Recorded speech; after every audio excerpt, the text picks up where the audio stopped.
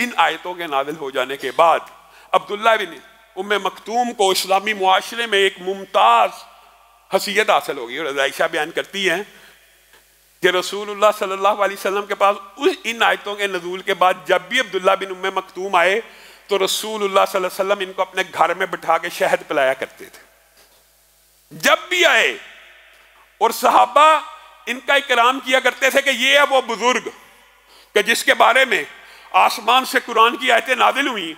एक मरतबा रसूलुल्लाह सल्लल्लाहु अलैहि वसल्लम की ज़िंदगी में रसूलुल्लाह के पास आ गए और आगे कहने लगे अल्लाह के रसूल अब तो बूढ़ा हो चुका है। देखे कितनी उम्र थी, रसूलुल्लाह के दौर में बूढ़े थे और शहीद कहाँ पे हुए? जंगे कादसिया में।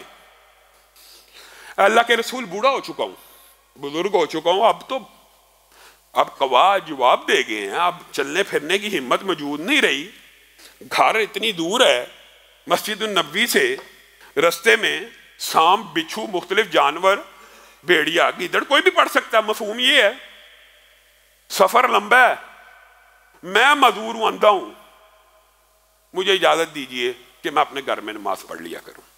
रसूलुल्लाह सल्लल्लाहु अलैहि वसल्लम ने कुछ देर सोचा और कहा आपको इजाजत है।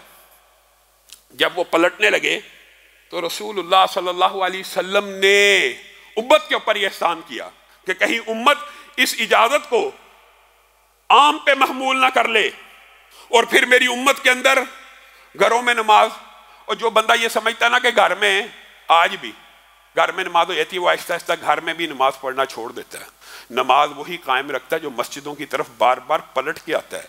मुसलमान मर्द की नमाज मस्जिद में उसकी एक दलील, ये बहुत बड़ा वाक़या है। रसूलुल्लाह ने कहा रुकिए, क्या मुअज्जिन की आज़ान आपके घर तक आती है? जी हाँ। अल्लाह के रसूल जब मुअज्जिन अज़ान दे रहा होता है बाद अल्फाज मेरे घर में टकराते हैं। तो फिर रसूलुल्लाह सल्लल्लाहु अलैहि वसल्लम ने कहा आपका मस्जिद में आना ज़रूरी है।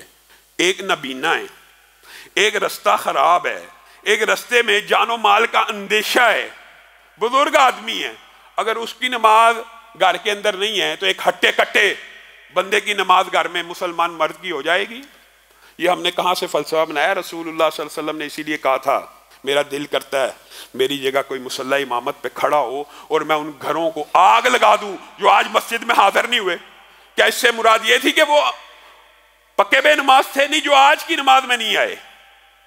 रसूलुल्लाह का ये ख्वाहिश है, गोया रसूलुल्लाह सल्लल्लाहु अलैहि वसल्लम ये बतलाना चाहते हैं कि जो नहीं आया उसका घर माल जान तबाह हो ही गई। असर की नमाज के बारे में, दीगर नमाजों के बारे में आपने ये हदीसें सुनी हुई हैं। सिर्फ फजर की दो सुन्नतें, सिर्फ फजर की दो सुन्नतें, फजर की दो सुन्नतें, ये फर्ज है नहीं, ये सुन्नतें हैं। ये दुनिया और माफीहा में जितनी नेमतें हैं उससे बड़ा खजाना है, जो चाहता है पाले।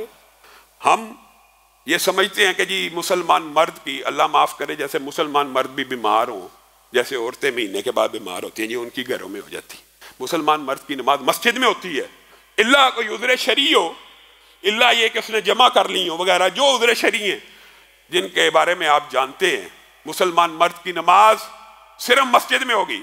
और ये अब्दुल्ला इब्न उम्मे मखतूम की इस हदीस से भी ये बात है। और एक और वाक़या इनकी ज़िंदगी का मशहूर है, उसके बाद अपनी बात को आगे बढ़ाएंगे कि आपको पता ये अज़ान भी दिया करते थे और हज़रत बिलाल के बाद पहले मुअज्जिन यही थे।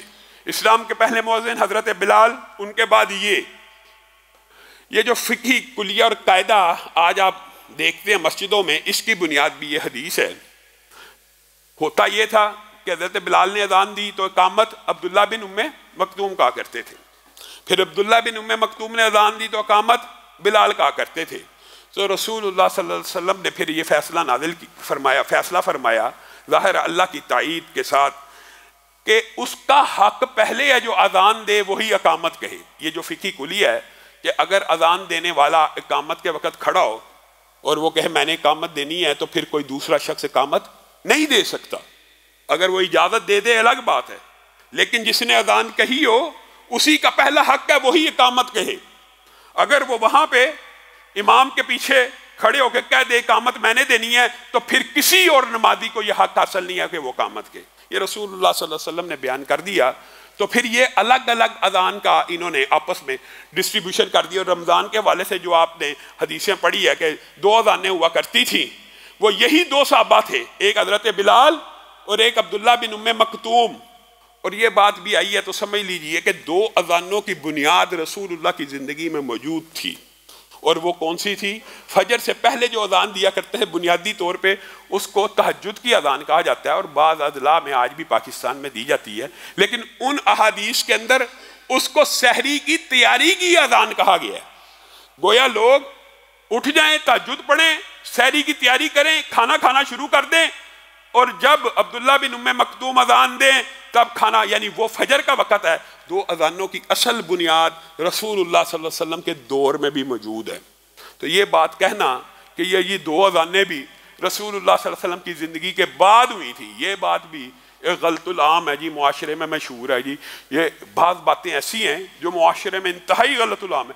یہ جی تراویحاں جو ہے نا، یہ رسول اللہ کے بعد ہوئی تھی، رسول اللہ نے اپنی زندگی میں 3 مرتبہ اس کی جماعت کرائی۔ اس طرح یہ 2 اذانیں جی رسول اللہ کے بعد تھی۔ کیسے؟ رسول اللہ کی زندگی میں یہ 2 صحابی فجر سے پہلے 2 اذانیں دیا کرتے تھے، ایک سحری کی ابتدا میں یعنی تہجد کے وقت میں، اور ایک فجر سے پہلے۔ اس کا مطلب یہ ہے کہ حضرت عثمان نے یہ جو اجتہاد کیا تھا یہ رسول اللہ صلی اللہ علیہ وسلم کی حدیث سے ماخوذ تھا۔ سپیکر تو موجود نہیں تھا، لاؤڈ سپیکر تو موجود نہیں تھا، تو حضرت عثمان نے کیا کیا؟ کہا یہ جو اذان یہاں پہ مدینہ میں دی جا رہی ہے یہ تو مدینہ کے رہائشی سن رہے ہیں، لیکن جو بازار ہے وہاں تک کو اذان کی آواز جا ہی نہیں رہی، کیا کیا جائے؟ ایک بندہ مقرر کیا کہ جس وقت مسجد النبوی میں اذان ہو رہی ہو تم بازار میں بھی دے دیا کرو۔